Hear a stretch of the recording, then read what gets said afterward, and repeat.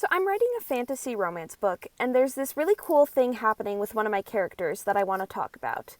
The character in question is named Rose, and the thing about Rose is that she has always felt trapped.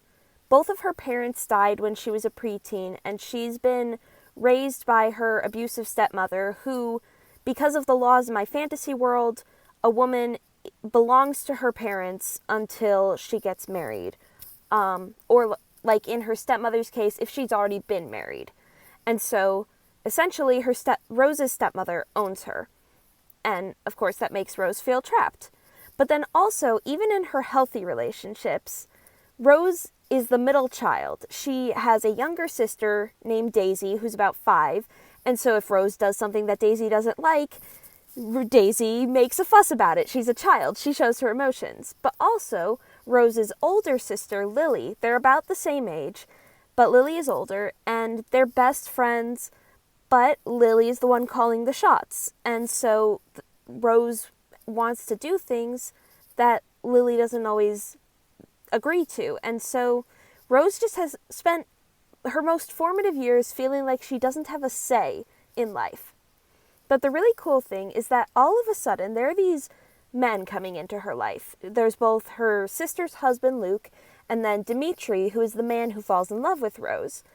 And both of these men, at a certain point, they have this moment where Rose is making a decision that they disagree with, either because they don't think it's what's best for her, or because they think that they just don't like how it affects them personally. But they both go, okay, I respect that this is what you've decided.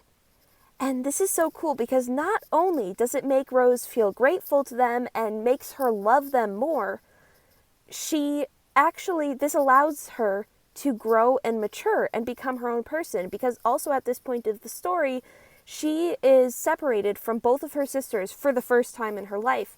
And so she's kind of going through this realization of like, oh, I'm my own person aside from these people that I love. Which my younger sister actually recently told me that she went through the same thing in regard to me and my older sister when we moved out. And I've also gone through that recently.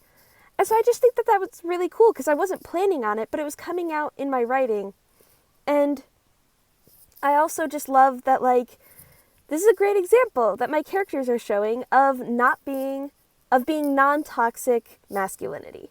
And I just really love that. So anyway, I hope you follow along with my writing journey, and I'll talk to you later. Bye.